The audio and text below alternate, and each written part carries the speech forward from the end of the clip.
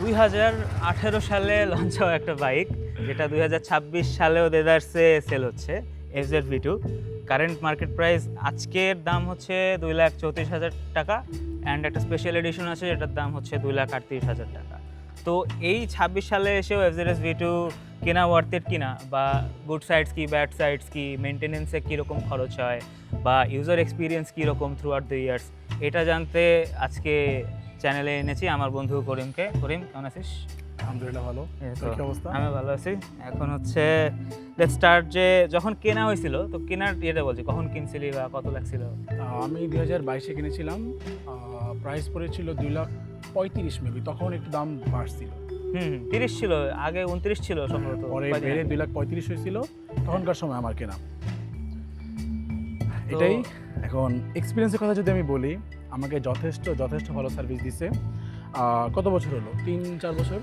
3-4 বছরে আমি আমার 40,000 কিলোমিটার রাইড করে ফেলছি আমি।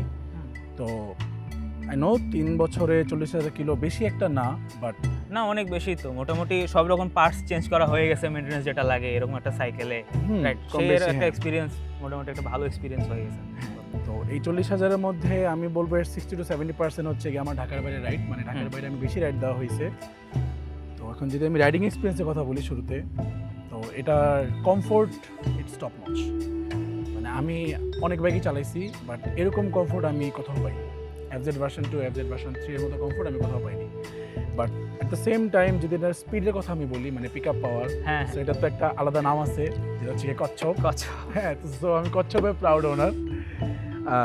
এনিওয়েজ, এটা ছাড়া আরেকটা সমস্যা দেয়, সেটা হচ্ছে গিয়ে যে আপনার যারা FZ ভার্সন 2 ইউজার তারা জানবেন যে এটা ইয়ামাহার অ্যাকচুয়ালি কমন সমস্যা। সেটা হচ্ছে গিয়ে যে তেলের ইন্ডিকেটর, ফুয়েল ইন্ডিকেটরটা একটু সমস্যা করে, মানে আসল ক্যাপাসিটিটা দেখায় না। আসল ক্যাপাসিটি দেখায় না। ইভেন এমন হয় মাঝে মধ্যে আমার ট্যাঙ্কি হচ্ছে গিয়ে ফুল খালি, ইয়েট আমাকে মিটারে দেখাচ্ছে আমার 2-3 দাগ তেল আছে।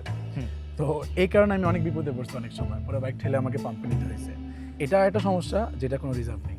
যেটা একটা কোশ্চেন ছিল, ফার্স্টে আসি, যে এটা কেনার সময় ওই সেম বাজেটে তো অনেকগুলো চয়েস অ্যাভেলেবল ছিল, ওয়াই FZV2? ওটার পিছনে রিজনিংটা কি ছিল? অন্য কিসের কথা চিন্তা করছিলেন? তখনকার সময় আমার চয়েস ছিল FZ version 2, FZ version 3, Hornet আর এক্সবেড। আচ্ছা, এই চারটা আমার অপশনে ছিল। FZ ভার্সন 3 আমার আগেই বাদ হয়ে গেছে, কারণ তখনকার সময় হচ্ছে গিয়ে ভার্সন 3-তে টাঙ্কি ফাটার একটা হ্যাঁ, টাঙ্কির নিচের রডটাও ভেঙে যেত, এবং এটা হচ্ছে গিয়ে ফাঁকা হয়ে যেত। এটা একটা ইস্যু ছিল, খুবই মেজর একটা ইস্যু। মানে কেনার পর 100 কিলো চালাইনি, কিন্তু তার আগে এটা হয়ে গেছে ইস্যু, এরকম দেখা দিয়েছে। সো ভার্সন 3 আগে বাদ হয়ে গেছে। এখন এক্সব্লেড নেইনি, কারণ হচ্ছে গিয়ে আই ডোন্ট নো, আমার ফ্রেন্ডরা বলছিল, প্লাস আমিও দেখলাম যে কমফোর্টটা আমার কাছে বরাবরই মেইন ছিল। কমফোর্ট মেইন ছিল, মাইলেজ মেইন ছিল। তো ওই হিসেবে হচ্ছে গিয়ে আমি এই জন্য FZটা নেওয়া। 40,000 কিলোমিটারে কি পার্টস চেঞ্জ করতে হয়েছে, বা মেনটেন্যান্স এক্সপিরিয়েন্স, বা FZের যে একটা কমন সমস্যা হয়েছে ব্যাড ফুয়েল পড়লে যে তোর ধর সমস্যাটা হয় জার্ক করে, এটা কি ফেস করছিস কিনা? হ্যাঁ, এটা আমি ফেস করছি। পিকআপে মেইনলি সমস্যাটা হয়। আচ্ছা, পিকআপ হচ্ছে গিয়ে ছেড়ে দেয় ভাব হয়ে যায়, ব্যাড ফুয়েল পড়লে, এটা একটা সমস্যা। আর 40,000 কিলোমিটার যেহেতু হয়ে গেছে, মানে টপ টু বটম অলমোস্ট 80-90% আমার পার্টস চেঞ্জ করতে হয়েছে, চেইন সেট চেঞ্জ করতে হয়েছে। দেন এর মাঝখানে একটা হয়েছে যে আমার FI চেঞ্জ করা লাগছে। আচ্ছা, এটাই। এছাড়াও যদি আমি বলি যে আমার তো এয়ার ফিল্টার প্রতি 5,000 কিলো পরপর আমি চেঞ্জ করি। মোবিল তো প্রতি 2,000 থেকে 2,500 কিলোমিটার পরপর আমি চেঞ্জ করি। মোবিল ফিল্টার তো আমি হচ্ছে গিয়ে প্রতি 2 বার 1 বার চেঞ্জ করি। চেইন সেট একবার চেঞ্জ করা লাগছে। এটাই। এখন যদি আমি বলি কস্টের কথা, আমি পার্সোনালি এটা আই থিঙ্ক সব বাইকারে এটা মানবে, বিশ্বাস করবে যে শোরুমের থেকে আই থিঙ্ক বংশাল ডেফিনেটলি চিপার। হ্যাঁ, যে জিনিসটা আমি শোরুমে 800 বা 1,000 টাকা কিনতেছি, ওই জিনিসটা ওই সেম জিনিসটা আমি বংশালে 200, 300, 400 টাকায় পেয়ে যাচ্ছি। তবে এখানে একটা ফ্যাক্ট আছে, সেটা হচ্ছে যে আমার সঠিক প্রোডাক্ট আমি চিনতে পারতেছি কিনা। অনেক ফেক অপশনস থাকে, ফেক আছে। ট্রাস্টেড, আসলে যারা বাজার করে সবারই কোনো না কোনো একটা ট্রাস্টেড দোকান থাকে যেখানে আর কি যাওয়া হয়, কারণ আগেও একটা অরিজিনাল পার্টস পাওয়া গেছে, সো চান্সেস যে ওইখান থেকে পাবে। তো সেখানে আসলে কোন পার্টসের কীরকম কস্ট পড়ছে, এটা যদি একটু আইডিয়া দিতে। যদি আমি বলি, সবগুলো উইদিন রেঞ্জ, মানে একদম আউটলায়ার কস্ট কোনো কিছুই ছিল না। যেমন চেইন সেট পড়ছিল most probably, if I am not wrong, কত 4.5 মতো পড়ছিল, if I am not wrong, আমার এক্স্যাক্টলি আচ্ছা। খেয়াল নেই। আর সামনের ব্রেক শু পড়ছিল খুব মানে ব্রেক শু টোটাল দুইটা মিলাই আমার পড়ছিল 950 টাকা। দুইটা মিলায় 950 টাকা? ইয়েস। ভাই আমার হর্নেটের সামনের ব্রেক শু 2150। হোয়াট? সামনেরটা 2150, Showroom পিছেরটা নাকি? 800। না শোরুমেও, বাট বাহিরেও এত কমে পাওয়া যায় না। ইভেন চাইনিজ যেসব মানে কাউন্টারফিট আছে ওইটাও 1050 করে পড়ে, যা সামনেরটা নিসিনের ক্যালিপারের কারণে। আমার এটা এক্স্যাক্টলি এত কম? খেয়াল নেই, একটা 350 একটা 750। Seriously? So, হ্যাঁ। তাইলে তো ভাই আর কি বলবো হ্যাঁ। বল, 2018 সালের বাইক। না তোর তো একটা অ্যাজাম্পশন কি যে ইয়ামাহার বাইকের তো মেইনটেনেন্স কস্ট হাই হ্যাঁ, বাট এটা যদি হয় তাহলে তো ব্রেক প্যাড একটা জিনিস, এটা বারবার চেঞ্জ করা লাগে। সো ওইখানে কস্টটা ম্যাটার করে। এয়ার ফিল্টারের দাম কত? এয়ার ফিল্টারের দাম ভুলে গেছি, লাস্ট কবে লাগাইছিলাম, 4 এরকমই হবে, 4 4.5, মানে সবকিছু উইদিন রেঞ্জ। আমি 4 4.5 এটা জাস্ট অ্যাজাম্পশনে বলতেছি, আমি সবকিছু আচ্ছা। Within range. না আমি এমন কিছু পাইনি যেটা এক্সেসিভ প্রাইসি যার কারণে আমি লাগাইতে পারতেছি না, এমন কিছুই পাইনি। ওকে, অ্যান্ড এখন হচ্ছে তাহলে যদি নেক্সটে কথা বলি যে ফুয়েল অ্যান্ড মাইলেজটা নিয়ে, both fuel quality and mileage কীরকম পাওয়া হয়েছে ট্যুরে বা সিটিতে? আমি সবসময় হচ্ছে কি ট্রাস্ট থেকে তেল ভরাই। আচ্ছা। তো বিজয় সরণির ট্রাস্ট থেকে তেল ভরাই। সো যখনই করি ফুল ট্যাঙ্কি করি, একটা অকটেন বুস্টার দিই, এনএক্স দেই বা আরে হ্যারিকেন দেই।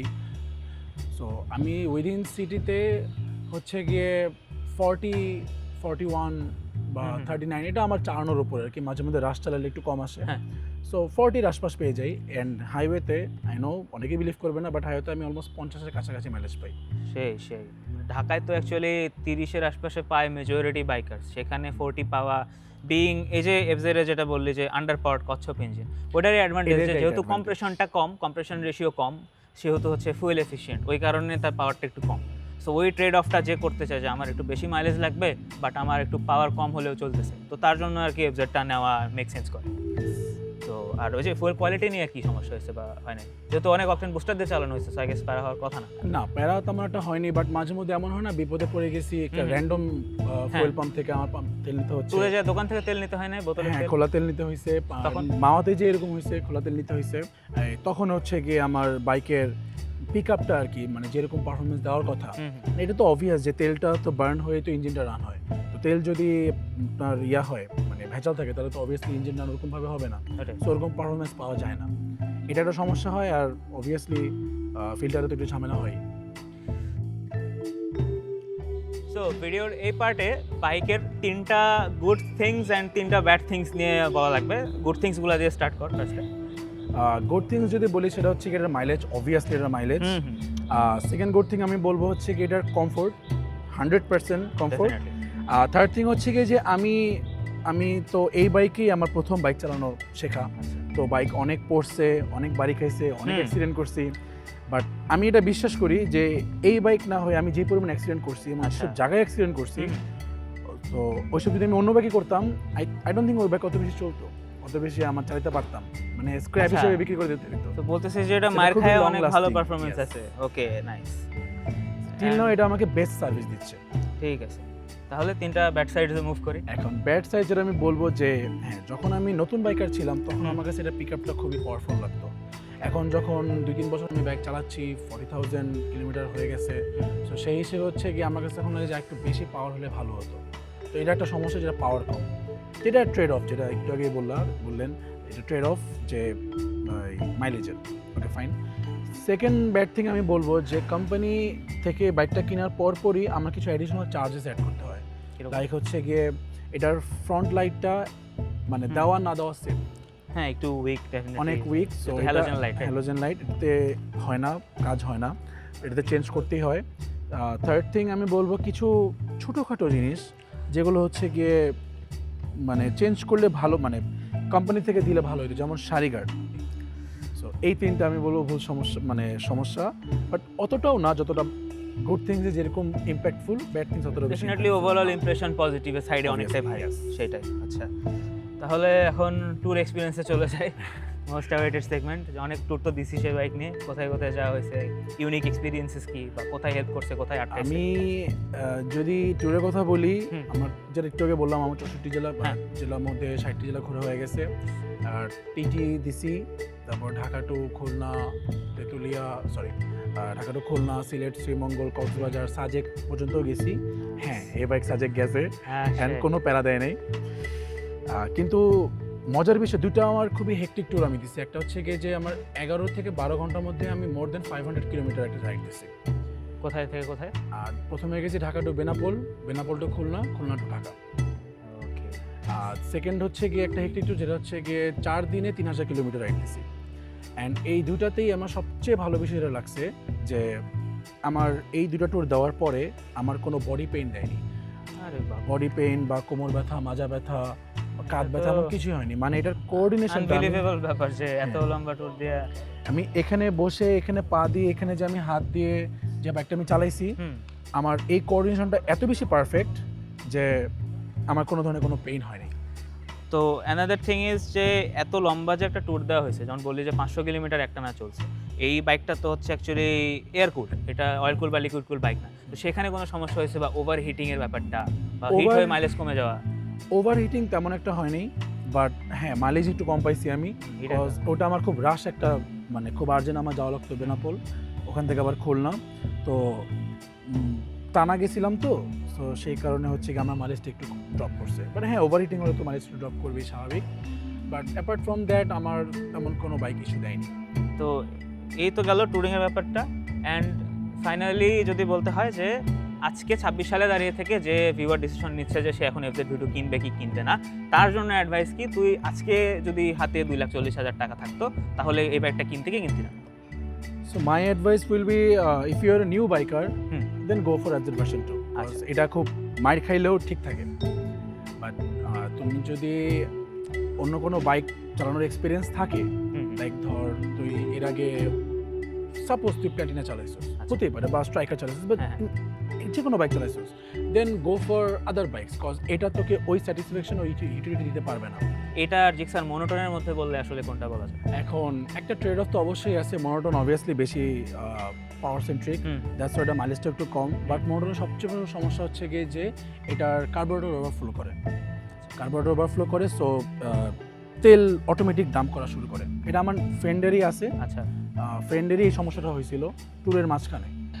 সো আমি যদি বলি যে এই সময় যদি নতুন বাইকার হও তাহলে অবশ্যই ভার্সন 2 এরকম দিকে যাও, বিকজ এটা more healthier for you to be very honest.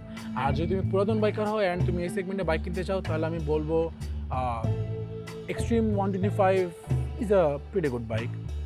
এবিএসও আছে এইখানে, অ্যাকচুয়ালি 125 হইলেও পাওয়ারটা খুব একটা কম না, বা টান আছে একটা।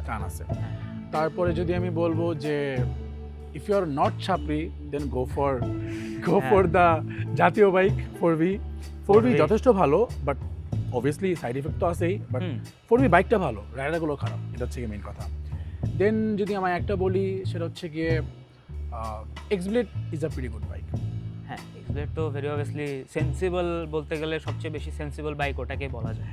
ওকে, সো মোটামুটি এফজেডের সব কিছু নিয়ে একটা ধারণা আই গেস অডিয়েন্স পাইছে। কিছু কি বলা বাকি আছে বা ফাইনালি কিছু অ্যাড করবে? আমি যেটা বলবো যে in my experience FZ is worth every penis. এটা আমাকে অনেক ভালো সার্ভিস দিচ্ছে এবং স্টিল সার্ভিস দিয়ে যাচ্ছে। 40,000 কিলোমিটার চলছে এবং এমনভাবে আমি মানে এটা মানে সার্ভিস দিচ্ছে যে এটা অ্যাজ গুড অ্যাজ নিউ এরকম লাগতেছে। অবভিয়াসলি এটা অনেকটা সার্ভিসিং কীরকম কে কীভাবে দিচ্ছে ওটার উপর তো একটু ভ্যারি করেই, but FZ is a pretty good bike. এখন এই সময়ে এসে যদি আমাকে আবার চয়েস দিতে বলা হয় যে আমি আবার এফজেড কিনবো কিনা, my decision would be no. কেন? একমাত্র কারণ হচ্ছে গিয়ে যে এটা পাওয়ার সেন্ট্রিক না, আরেকটু বেশি পাওয়ার, আরেকটু বেশি পিক আপ হলে আমার জন্য বেশি ভালো হতো। আচ্ছা, এই সময় এসে কিন্তু যদি আমি 2022-এ আবার চলে যাই, 23-এ নতুন বাইক নতুন রাইডার হিসেবে, তখন আমি আবার এফজেড ভার্সনটা চুজ করতাম।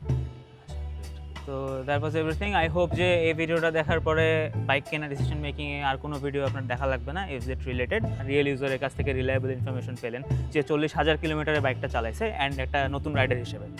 সো আজকের মতো এখানে শেষ করতেছি। যদি একটু উপকার করে থাকি, লাইক অ্যান্ড সাবস্ক্রাইব করবেন। As a new content creator definitely help করে, আমাকে মোটিভেট করে কন্টেন্ট বানাইতে। And see you in the next one.